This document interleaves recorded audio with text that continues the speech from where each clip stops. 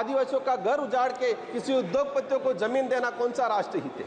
हम लोग जब 5वीं अनुसूची और 6ठी अनुसूची के तहत हमारे विशेषाधिकार की बात करते हैं तो कई राष्ट्रीय पार्टियों के कई नेता 5वीं 5 के नाम से गुमराह करते हैं आम जनता को।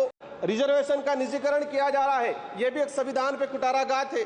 जातिगत जनगणना की लंबे समय से मांग चल रही है, जातिगत जनगणना नहीं हो रही है, यह भी एक संविधान पे कहीं के कुटाराघात है। With these words, धन्यवाद सभापति महोदय, आपने संविधान की डिबेट पे बोलने का जो अवसर प्रदान किया। आज हमारे देश के लिए एक सबसे सर्वोच्च और सबसे शुद्ध ग्रंथ है संविधान। आज इस सदन में मैं पहुंचा हूं, कहीं न कहीं उस संविधान की मेहरबानी है और मेरे निर्वाचन क्षेत्र की जनता की मेहरबानी है। मैं संविधान को नमन करते हुए, मेरे क्षेत्र की जनता को प्रणाम करते हुए मैं मेरी बात को रखना चाहूँगा। इस संविधान के अंदर प्रावधान किया गया है कि इस देश के अंदर रहने वाला प्रत्येक वर्ग और विशेषकर ध्यान रखा गया है जो इस देश का जो गरीब है तबका है और आदिवासी समुदाय हो, एससी समुदाय हो, उनके उद्धार के लिए प्रावधान किए गए संविधान के अंदर। लेकिन आज बड़े दुख के साथ कहना पड़ रहा है कि 75 वर्ष हो गए, लेकिन संविधान के अंदर जो आदिवासी समुदाय के हित में जो प्रावधान बने हुए हैं, अनुच्छेद 244(1) के अंतर्गत 5वीं अनुसूची, अनुच्छेद 244(2) के अंतर्गत 6ठी अनुसूची के तहत अनुसूचित क्षेत्र जनजाति क्षेत्र के प्रावधानों को आज तक धरातल पे लागू नहीं किया गया है। ये स्पष्ट होता है कि वर्तमान या पूर्व की सरकारें जो भी रही हो, उन सरकारों को आदिवासी समुदाय के हित में और संविधान के अंदर आदिवासी के जो प्रावधान है उनके लिए क्या मानसिकता रही है। माननीय सभापति महोदय, हम लोग जब 5वीं अनुसूची और 6ठी अनुसूची के तहत हमारे विशेषाधिकार की बात करते हैं तो कई राष्ट्रीय पार्टियों के कई नेता 5वीं 5 के नाम से गुमराह करते हैं आम जनता को।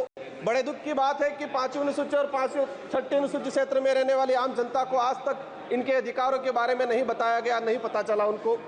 माननीय सभापति महोदय, आज रिजर्वेशन का निजीकरण किया जा रहा है, यह भी एक संविधान पे कुटाराघात है। जातिगत जनगणना की लंबे समय से मांग चल रही है, जातिगत जनगणना नहीं हो रही है, यह भी एक संविधान पे कहीं के कुटाराघात है। मणिपुर की जो घटनाएं हुई है उससे भी यह सिद्ध होता है कि संविधान पे कहीं के कुटाराघात है। माननीय सभापति महोदय, इस अवसर पे मैं भीमराव अम्बेडकर जी, बाबा साहब, जयपाल सिंह मुंडा, नेहरू जी, ऐसे कई महापुरुषों को याद करना चाहूंगा जिन्होंने इस देश को शानदार संविधान दिया है। और इसी अवसर पे आज ही के दिन जो शहीद हुए सैनिक हैं, इनको भी नमन करना चाहूंगा। संविधान के प्रावधान के तहत पैसा एक्ट आया इस देश के अंदर, 1996 में पैसा एक्ट आया।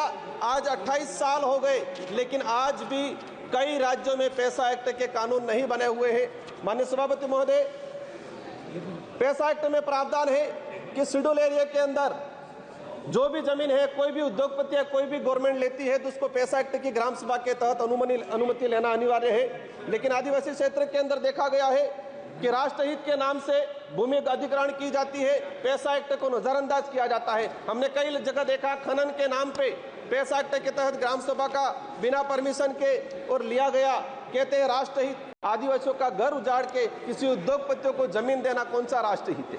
आप देख सकते हैं, सबसे बड़ा उदाहरण है हसदेव का, जहां पर फर्जी ग्राम सभा गठित किया गया।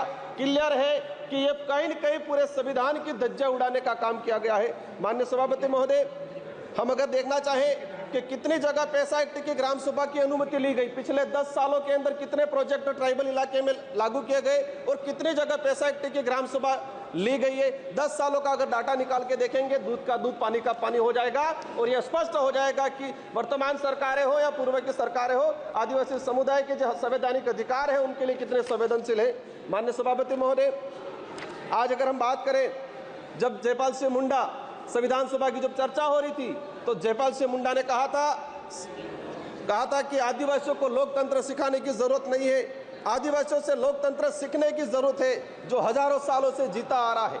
और ये मानना पड़ेगा कि संविधान निर्माताओं ने भी जब देखा गया कि आदिवासी समुदाय की गण व्यवस्था, गमेती पटेल मुखिया की व्यवस्था, उसी को कहीं न कहीं अडोप्ट किया गया है। लेकिन आज लोकतंत्र में जिस तरह से तानाशाही हो रही है, ये कहीं न कहीं आज आम जनता, आम गरीब के लिए दिक्कत है। जल जंगल जमीन आदिवासी जीवन का आधार है, ये बिरसा मुंडा जी और जयपाल सिंह मुंडा का कहना था। लेकिन आज उसी जल जंगल जमीन को उजाड़ा जा रहा है।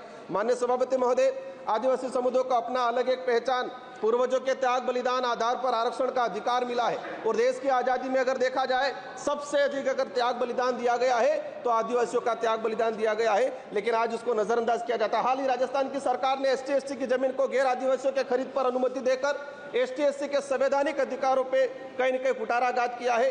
माननीय सभापति महोदय, अनुच्छेद 243 ZC के प्रावधानों की धज्जियां उड़ाई जा रही है।